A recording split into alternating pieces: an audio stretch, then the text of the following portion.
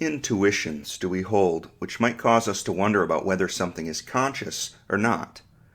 We start with our own first-person phenomenology and notice that we ourselves are conscious when we are awake or dreaming, and we are absent when the body is in deep sleep or under general anesthesia.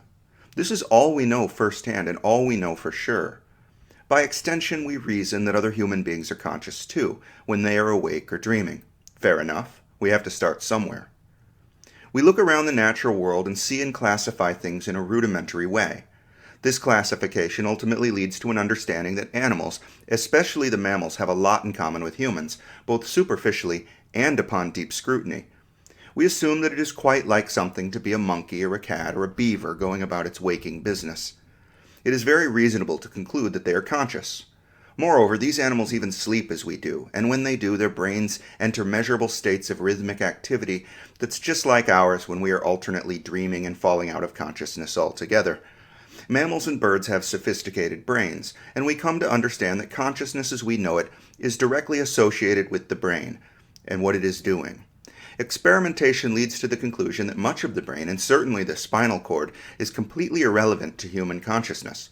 For this reason, it is mere speculation as to whether an insect or a spider is conscious. These animals have brains as we do, but they are so simple and small that we cannot assume them to produce subjective states. It seems cruel, however, to pull off the legs and antennae of these little creatures just to pass the time. Thus, we must intuit on some level that they have feelings. Likewise for fish and frogs and so on. And it's reasonable to assume that somewhere along the animal phylogenetic tree, possibly quite early in neural development, the earliest creatures became conscious. With them, for the first time, it was like something to be awake and wandering the earth or sea. John Mallatt et al. Recently published a paper called Debunking a Myth, Plant Consciousness. Yes, my friends, I said plant consciousness. The abstract states, quote, claims that plants have conscious experiences have increased in recent years and have received wide coverage from the popular media to scientific journals. Such claims are misleading and have the potential to misdirect funding and governmental policy decisions. After defining basic primary consciousness, we provide new arguments against 12 core claims made by the proponents of plant consciousness.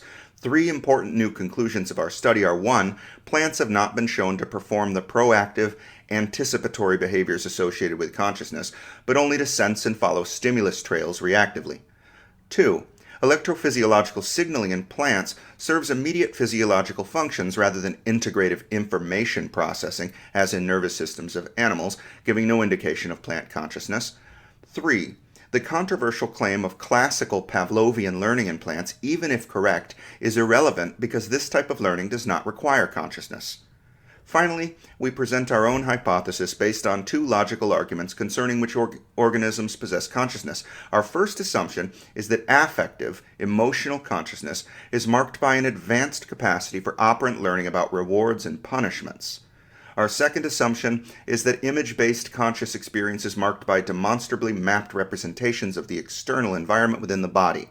Certain animals fit both of these criteria, but plants fit neither. We conclude that claims for plant consciousness are highly speculative and lack sound scientific support." Unquote. I wonder if this paper was funded by the logging industry. Damn, they're onto us. They know that we know that cutting down trees for lumber is cold-blooded murder. When they can prove it, we're done for. Get me Mallatt et al. To cover our asses. Those guys are on the level. They'll know what to say to keep the saws buzzing and the money rolling in. I should confess off the bat that I don't think plants are conscious. My immediate response to seeing this paper was that I couldn't believe it needed to be written. Sure, on social media I see all kinds of silly claims being made, but this is the peer-reviewed scientific literature. I would no sooner expect to see a paper like this in the database than one disputing the truth of Bigfoot sightings. Mallatt et al. Argue against 12 different claims about plant consciousness. I'm not going to go over them all, but I thought this next section was interesting. The claim is that plants communicate in neuron-like ways along phloem elements. Mallatt et al. Write, quote, "The phloem of the vascular system carries electrical signals for considerable distances within plants. Phloem consists of electrically excitable cells called sieve elements connected to one another in a column, sieve tube, at junctions called sieve plates. However, signal transmission along the phloem differs in notable ways from that on neuronal axons. The action potentials carried by phloem differ from animal action potentials, as noted above, by encompassing an osmoregulatory function.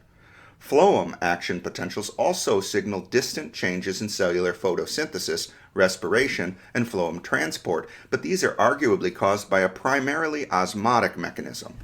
In every case where plant action potentials are documented with mechanistic precision in a physiological response, the central mechanism is osmotic. Phloem-conducted action potentials in plants are commonly responses to non-invasive and non-damaging environmental stimuli, such as touch, cooling, and light. By contrast, the defense responses to destructive wounding and burning injuries are signaled by variation potentials, VPs, sometimes called slow-wave potentials, which are also conducted by the phloem. Accompanying these VPs are waves of calcium and reactive oxygen species in the cytoplasm, with the defense responses including accumulation of jasmonate, salicylic acid, ethylene, and other adaptations to stress. VPs merit special attention because they are especially relevant to the question of whether plants have the conscious experience of pain. That is, injury-induced VPs are the closest functional analogs to plants in the nociceptive neural signals that lead to conscious pain in animals. Nociception in animals is the non-conscious sensing of injurious stimuli and is not itself pain, but it is processed into pain by higher-level neuronal signaling. Therefore, if the electrical properties of plant VPs resemble nociceptive signals, then it is conceivable that plants could also feel pain. Does such a resemblance exist? No. VPs are different from nociceptive action potentials and from anything expected to code for consciousness. Plant VPs travel slowly, at about 0.001 meters per second, far below the half to 2 meters per second of the slow nociceptive action potentials that propagate along human axons after wounding. Unlike action potentials, new VPs can be generated only every 10 minutes to several hours, and they decay over time and distance, decreasing in amplitude. Each VP is unitary and long-lasting. VPs cannot signal all the way from one end of a plant to another, either by amplitude or velocity. Another characteristic that precludes neuron-like encoding by VPs is that they are highly variable in amplitude and temporal behavior, unlike the frequency encoding that characterizes electrical spike trains in neurons and is necessary for consciousness in animals. In summary, phloem transmits APs and VPs, neither of which is similar to signal transmission in neuronal axons. The VPs seem especially unsuitable for any role in consciousness, unquote. The authors also note that plants do not have a brain, and that their neuron-like processes, to the extent that they have them, are arranged linearly, without reciprocal or feedback connections. I shared this section because I thought it was interesting. I didn't know about these signals in plants at all, and I certainly didn't know that they were described as having something analogous to an action potential. Nevertheless, the key point is one that was not made explicitly by the authors here. Even if the plants had literal neurons firing literal action potentials in this arrangement without a brain, much less a cerebral cortex, we should fully expect such a nervous system to lack consciousness. The system would be much more like a simple spinal cord than a brain, and nobody believes the spinal cord to exhibit consciousness. There are reflexes mediated in the spinal cord, and we are neither in control of them nor experience them as content. When a person sustains a severe injury to the spinal cord which severs it at some level, they cease to experience sensations below the level of the injury. The signals that would be carried up the spinal cord toward the thalamus and somatosensory cortex are no longer occurring. We understand how this works. Following such an injury, if we were to apply a stimulus to the area of somatosensory cortex corresponding to the left leg, the patient would feel a sensation in their left leg. The leg you feel is not the leg down there, but the associated cortical network. Without such a stimulation, the brain cannot sense the legs. The patient is still conscious in every way, but isn't receiving signals from the lower extremities.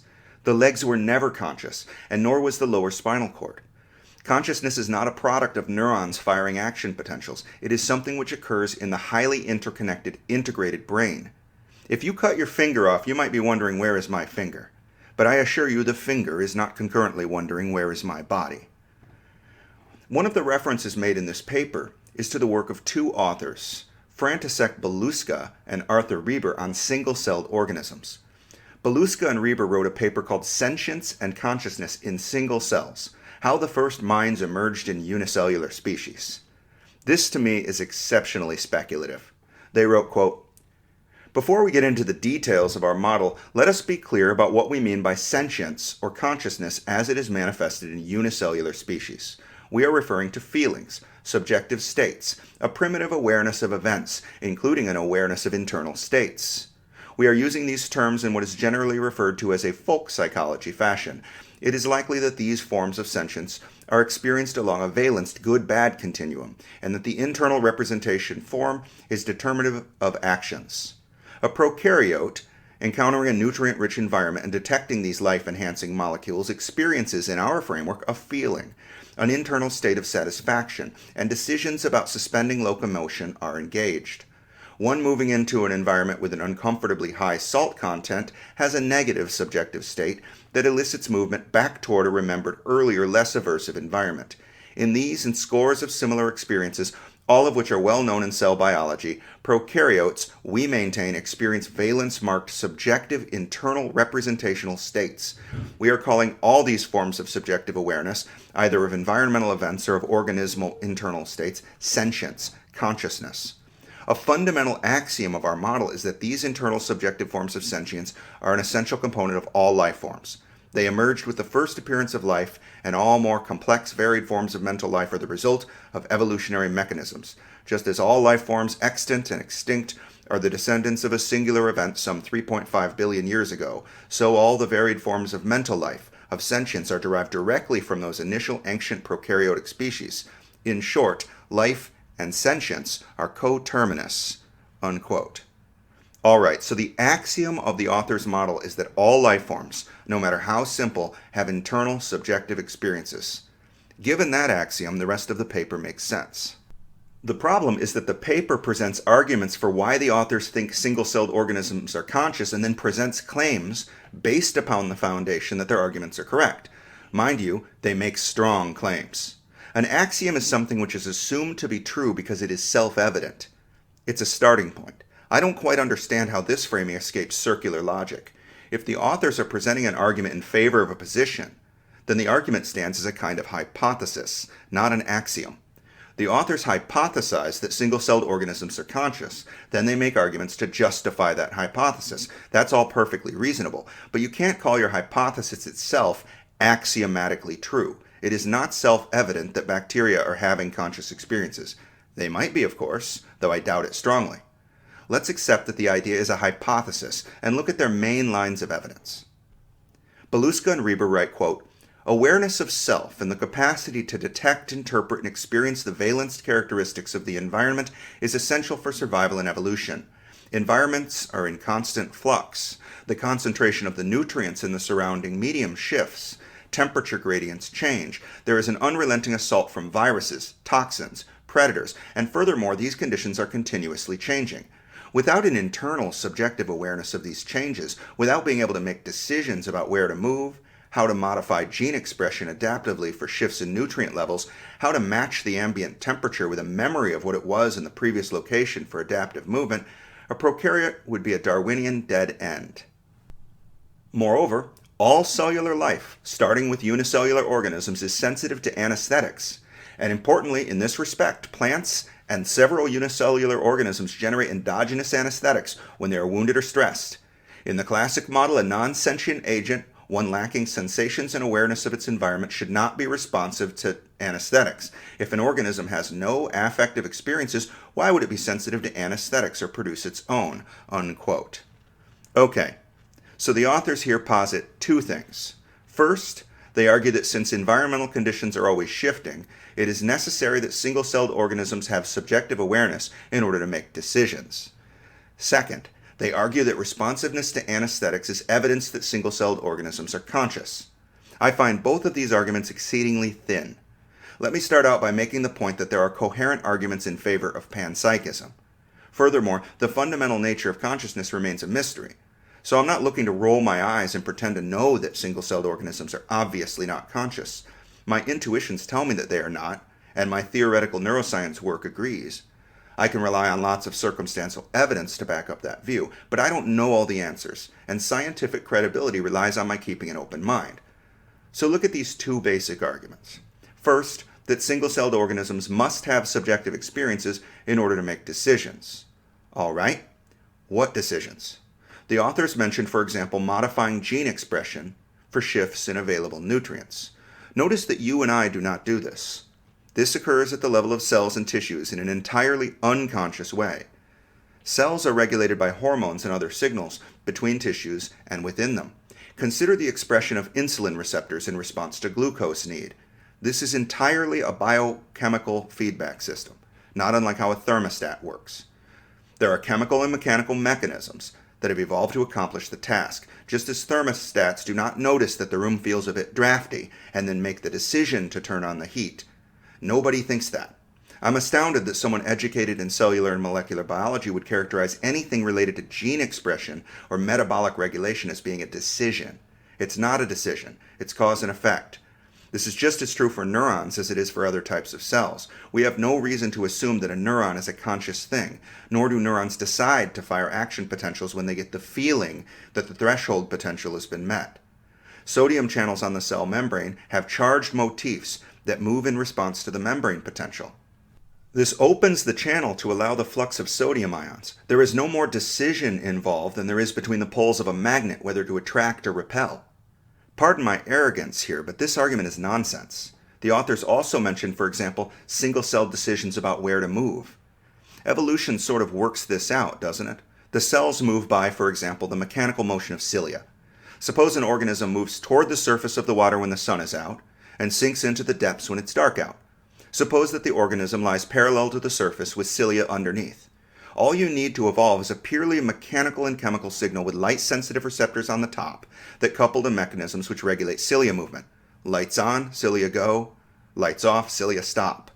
Absent the theory of evolution by means of natural selection, you might be astonished by this capacity, but we've all known about this for far in excess of 100 years. The argument that single-celled organisms make decisions like this based on subjective preference is archaic. It's like mixing oil and water in a jar and then claiming consciousness when you see that the oil rises to the top. After all, how else could the oil have made such a decision? I have argued in favor of the idea that consciousness in humans and other animals should serve a function. I think I first described this in the 3rd episode of the podcast. My argument was against the idea supported by many scientists that consciousness is simply an epiphenomenon, a side effect of neural function. The authors here go completely the other way, assuming that nothing happens in living things without a conscious will to direct it. Why limit it to living things? Why not the moon? Hey, why did the volcano decide to blow its top? How come the tides decided to go out? A key failure of this argument, too, is that we, the minds of human beings, are unaware of and impotent to willfully direct almost everything that goes on in our own bodies. The logic of this argument means that while we are not aware of the glucose needs of our kidney cells, the kidney cells themselves are quite conscious of them. This is fringe stuff, man. Okay, their second argument concerns anesthetic drugs and the fact that even single-celled organisms respond to them. Define respond. An anesthetic drug is a small molecule that interacts with certain other molecules in living cells. Alcohol does that too. When I drink alcohol, I feel drunk. The molecules of ethanol are affecting processes in cells all over the body. The effect that occurs in the neurons of my frontal cortex, inhibiting their functions, is felt by me because the thalamocortical network is working differently. The individual neurons in my brain, which are thus inhibited, aren't feeling drunk. I am. Alcohol will affect single-celled organisms. In what sense does this imply that they feel a bit tipsy? General anesthetics are very promiscuous molecules, too. This argument is silly.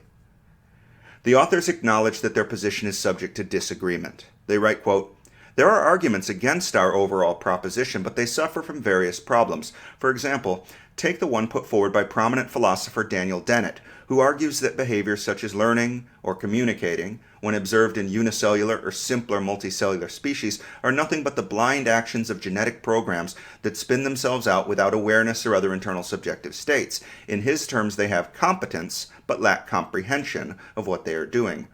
This proposition is not wrong in any fundamental way. It is true, as he notes, that termites build nests without any mental plan, whereas humans build cathedrals with well-constructed blueprints. The deeper question that concerns us is whether that more primitive state, the one where competence is displayed, is one that has a subjective sentient component. Dennett demurs on this point. He grants the proposition that prokaryotes are subjectively self-aware a non-zero probability of being true. We agree, but argue that the probability is, in fact, 1. Unquote. Yes, they said probability of 1. That means definitely true. It is 100% certain that it is like something to be a single living cell. Is that so? This paper should never have passed peer review with statements like that. I've published quite a few papers, and I've never been 100% certain about anything that I've posited. Had I said that I was, the reviewers would have called me out on it, as they should. I think we get a little too precious about the concept of life. Life is amazing, from the simplest bacteria to the higher mammals, but in its simplest forms it is not much different in kind than regular organic chemistry. Life is life because of its capacity to replicate. Spontaneously replicating things are subject to natural selection because some of them will replicate more efficiently or more often than others. This is just the logic of what happens, and if allowed to continue, we get astounding diversity. Maybe the organic synthesis works best at a certain temperature or pH. That's true all the time. When we mix up a flask and warm its contents on a Bunsen burner to the correct range of temperature for a reaction to take place, we would be fools to ask how the chemical reagents know that the temperature is right to undergo covalent reorganization and form their products. Must the chemicals decide to undergo the reaction? Don't talk shit.